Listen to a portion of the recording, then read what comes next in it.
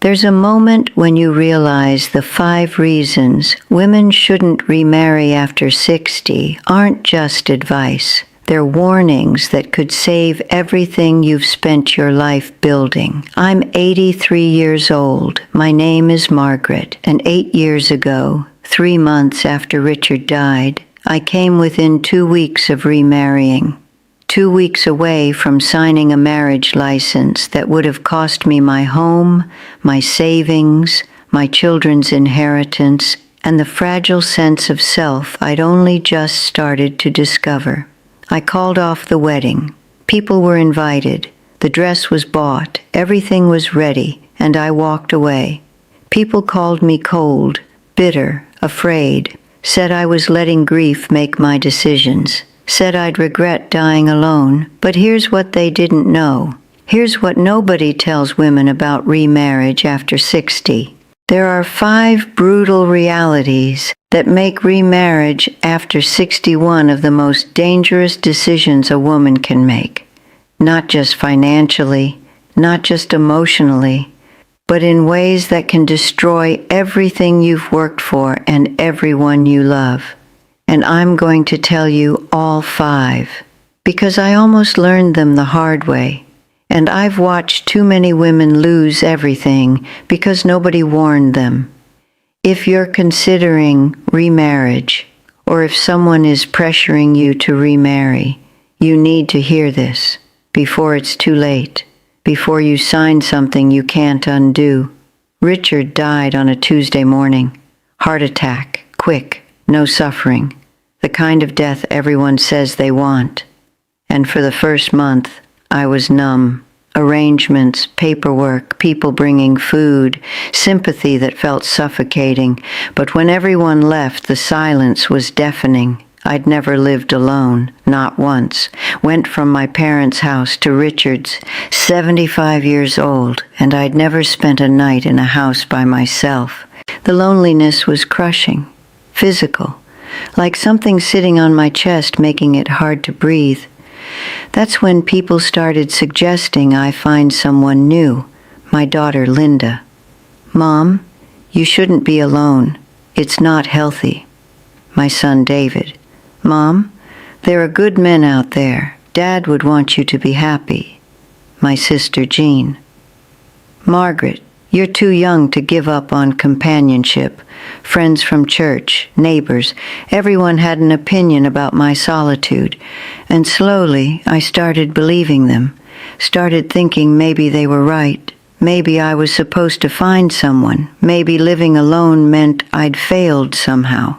There was a man, Walter, widower, 78. Met him at a community dinner the church organized for seniors. Nice man, polite, stable. Reminded me a bit of Richard, predictable, safe, consistent. We started having coffee once a week, then twice, then dinner.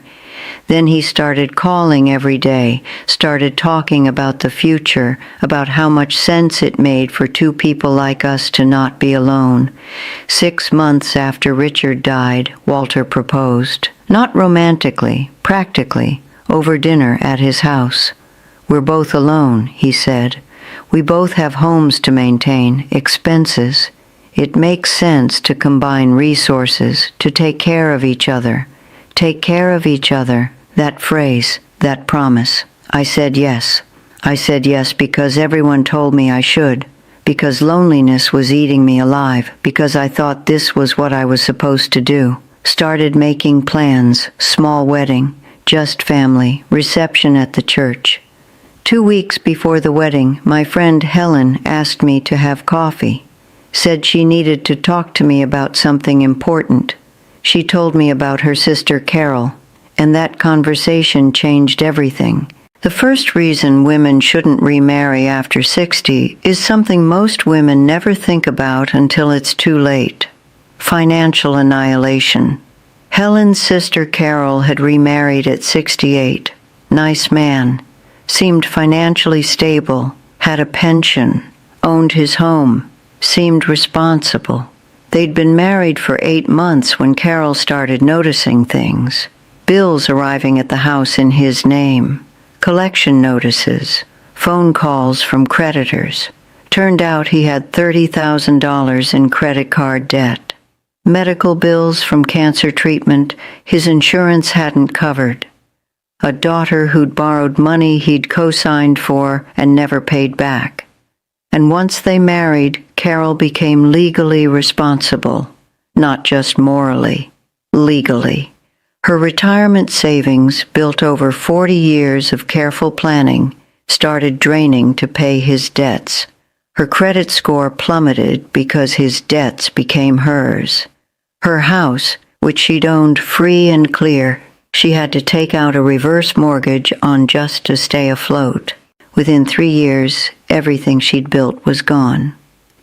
Helen told me Carol came to her house sobbing, said, "I thought love would protect me. I thought if we loved each other, the details wouldn't matter. I didn't know a marriage license would make his problems mine."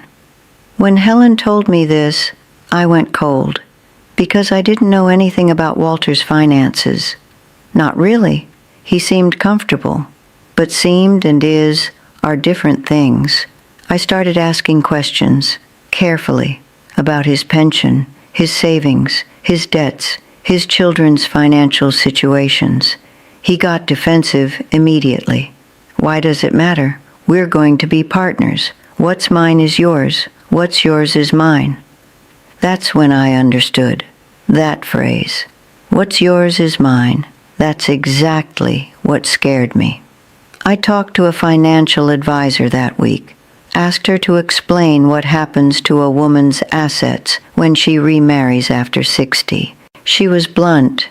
Everything you own becomes jointly accessible. If he has debt, creditors can come after your assets.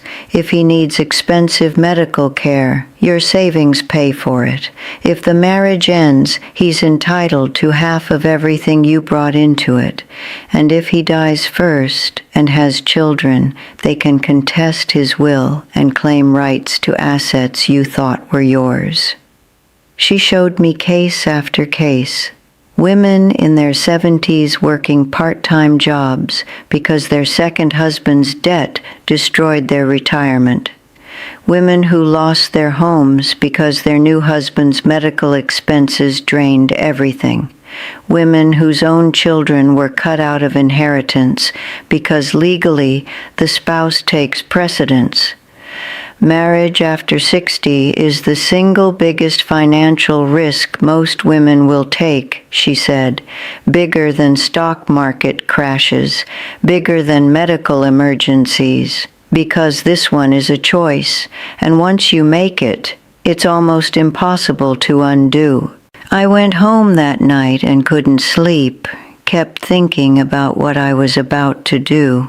What I was about to risk, my house, my savings, the money I'd planned to leave my children, the security I'd fought for my entire life, all of it would become vulnerable the moment I signed that marriage license.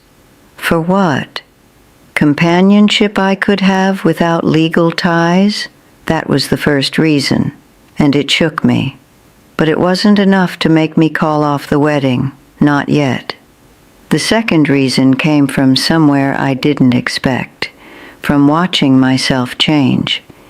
In the months I'd been seeing Walter, I'd started accommodating, small things at first, changing plans to fit his schedule, canceling coffee with friends because he wanted to do something, adjusting what I cooked because he didn't like certain foods, tiny compromises. The kind you make in any relationship. But they added up.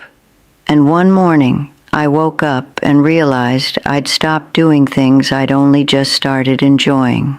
For the first time in my life, I'd been living on my own terms, eating breakfast at 10 a.m. because I felt like it, reading until midnight, rearranging furniture just because I wanted to, watching shows Richard would have hated, small freedoms, but they were mine. and I'd started giving them up without even noticing, without Walter asking me to, just automatically making myself smaller to fit into his life. That's what decades of marriage train you to do: accommodate, adjust, make yourself fit into whatever space is available. And I realized if I married Walter, I'd spend the rest of my life doing that, again, still.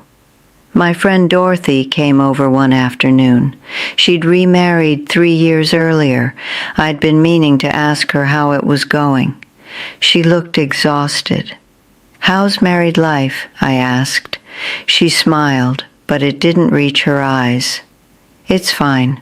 Good. He's a good man." But then she said something that cut through me. "I just miss having my own space sometimes. My own schedule. He gets upset if I'm gone too long. Says I'm choosing my friends over him. Says I'm choosing my daughter over him. I thought companionship meant someone to share life with. Instead, it means someone who needs to know where I am and what I'm doing and why I'm not with him every minute." She was 75 years old, and she was right back where she'd been at 35. Managing someone else's emotions, justifying her choices, apologizing for having a life outside of him, the freedom she'd just discovered after her first husband died, gone. "Sometimes I miss living alone," she said quietly, "and then I feel guilty for missing it, because he's a good man, because I'm supposed to be grateful someone wants me." That night, I sat in my kitchen and thought about autonomy, about selfhood, about how I'd spent 46 years as Richard's wife, rarely as just Margaret, and how I'd only just started discovering who Margaret was. Did I want to give that up? Did I want to go back to being half of we before I'd even figured out who I was? The answer terrified me, because the answer was no. That was the second reason, the loss of self I'd only just found. But I still hadn't called off the wedding, still thought maybe I could have both, marriage and autonomy, partnership and self. I was wrong.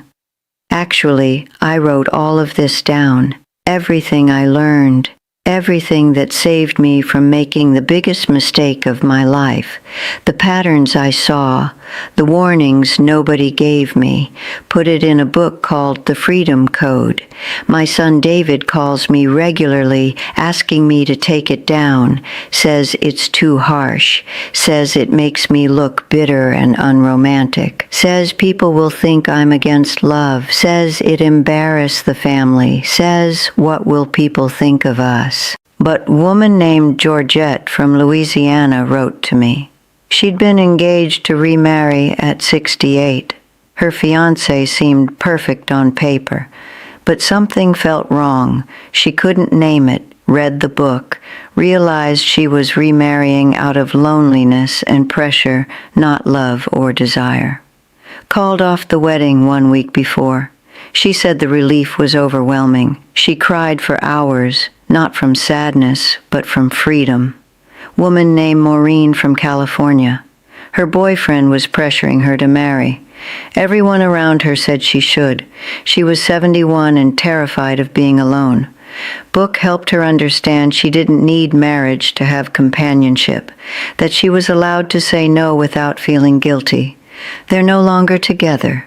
She says she's happier alone than she ever was trying to make him happy. Woman named Yvonne from Pennsylvania. She was already remarried when she read it, recognized every single pattern, the financial drain, the loss of autonomy, the family conflicts, filed for divorce at 74, said it was the hardest and best decision she ever made.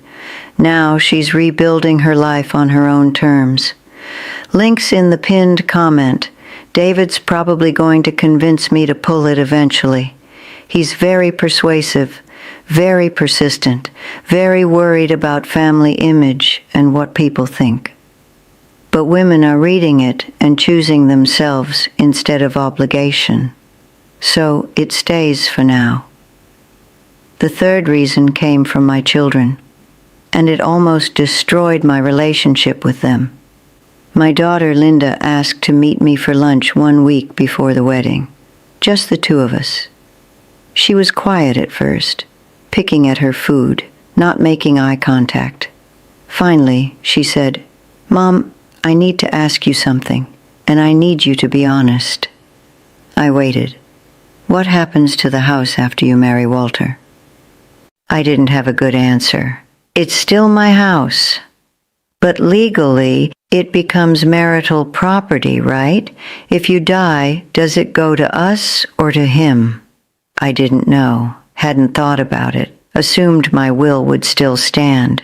"And your savings," she continued, "your retirement accounts, the money you said you were leaving us, what happens to that?" "Linda, why are you asking me this?" "Because I'm scared, Mom. I'm scared we're going to lose you, not to death, to someone we barely know. I'm scared that when you're gone, we'll have to fight a stranger for our own family's memories and assets. I'm scared he's going to take everything Dad worked for, everything you worked for, and leave us with nothing." I got defensive, told her she was being selfish, that she should want me to be happy, that this wasn't about money. She started crying. "It's not about the money, Mom.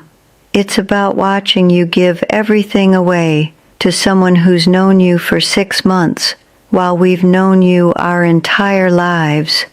It's about becoming strangers in our own family because you're building a new one." We didn't speak for 3 days after that lunch, but I couldn't stop thinking about what she'd said. I talked to an estate attorney, asked him to explain what happens to a woman's assets when she remarries. He was direct.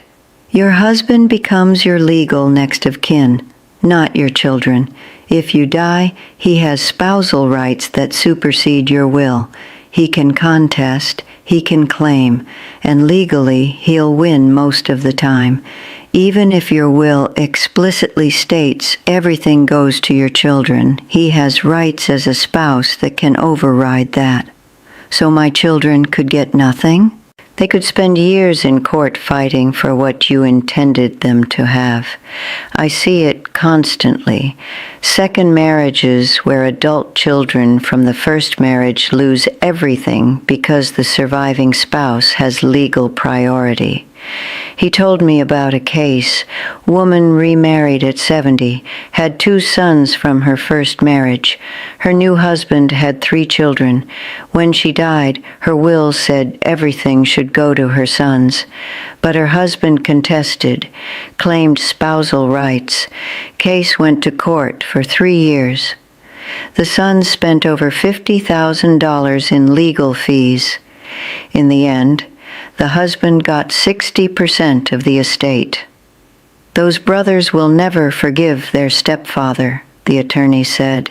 "They lost their mother, they lost their inheritance, and they lost their peace." I thought about my 5 children, my 9 grandchildren, the legacy I'd always assumed would go to them, and I realized marrying Walter put all of that at risk. Not because Walter was a bad man, but because the law protects spouses over children, always, every time. That was the 3rd reason, and it was starting to feel unbearable. But there was more. 2 more reasons I hadn't considered. The 4th reason came from watching my friend Ruth, and it horrified me.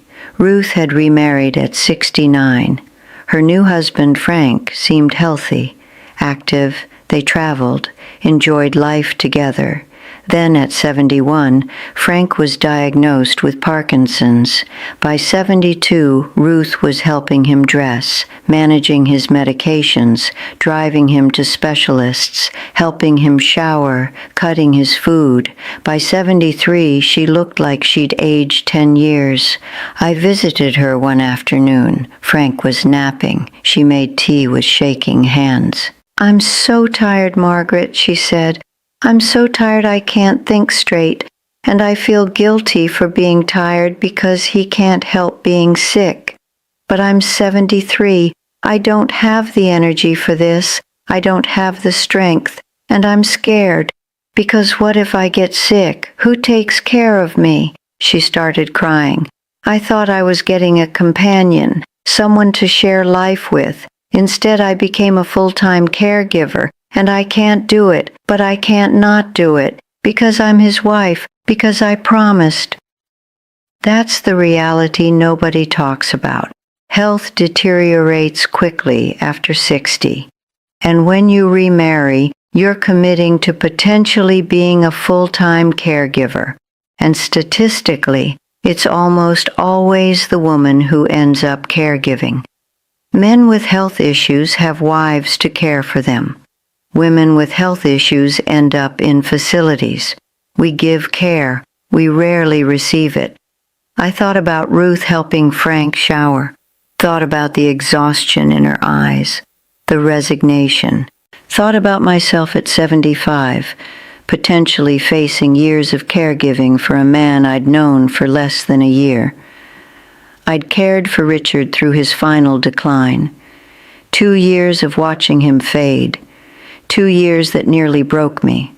I couldn't do it again. Wouldn't. And if that made me selfish, then I'd be selfish. That was the fourth reason. The caregiving trap that steals your final years. But the fifth reason was the one that finally made me call off the wedding. It came from asking myself one simple question: why am I doing this? And the answer wasn't love. It wasn't passion. It wasn't even companionship, really. The answer was because everyone told me I should, because living alone felt like failure, because I thought I was supposed to.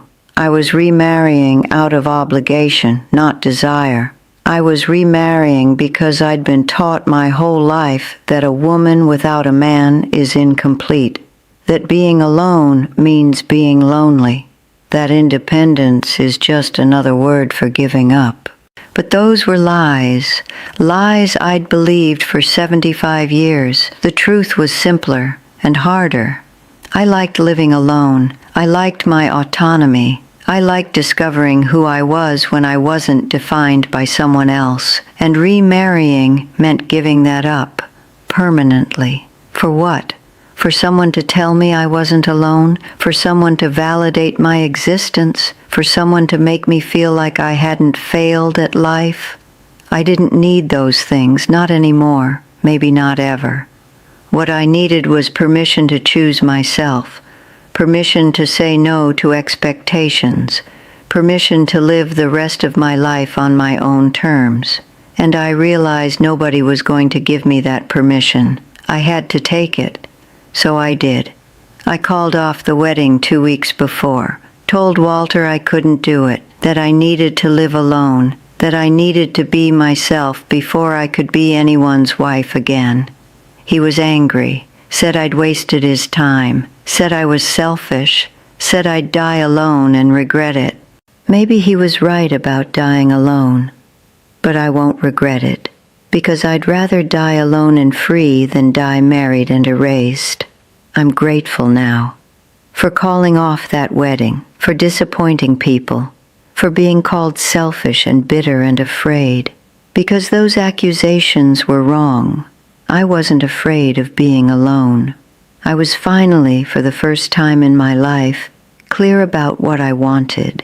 And what I wanted was myself, whole, free, uncompromised.